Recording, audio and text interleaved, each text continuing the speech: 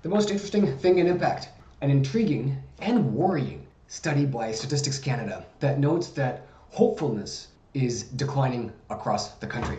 On the surface, you might dismiss hope. You might say, well, why do we need to feel hopeful about the future?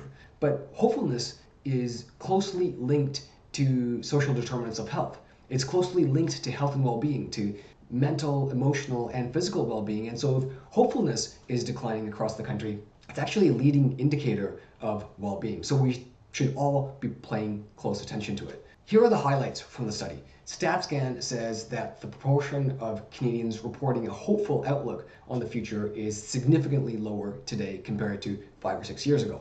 And it's slid from about 75% to a little over 60%. Hopeful feelings about the future are declining in all provinces, but Quebec remains the most hopeful at 70%, followed by Prince Edward Island and Saskatchewan.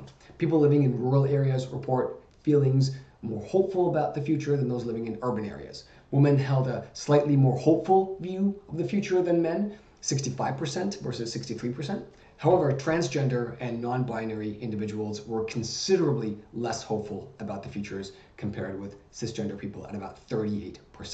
The number of young people feeling hopeful about the future has declined by about 15% compared to 5 years ago. There's loads more data that you can dig into, but overall, this is not a good picture. And Canadians, rightly so, note a range of reasons why they aren't hopeful about the future. More people in Canada are relying on food banks than ever before. While GDP has grown, Canada has one of the largest inequality divides compared to its peer countries, with no meaningful increase in living standards. Hate crimes have exponentially risen, caregivers are burning out across the country, inheritance is becoming more important to life chances, and there are deeply worrying trends in mental health. Not to mention, Canada still doesn't pay a majority of its essential workers a living wage, even though we all rely on them every single day. On top of all of this, about 60,000 Canadians died due to COVID. And collectively, we've had the ultimate dose of fear and anxiety with the pandemic and isolation. We need to profoundly relearn what it means to be in community. Listen, I believe there's lots of reasons to be hopeful about the future. And for me, connecting with the hope in me and around me starts from within. I began a hope journal about 6 months ago.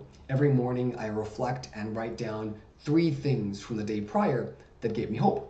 It could be a conversation I had, it could be something that made me laugh, it could be an inspiring artwork I saw on my way home.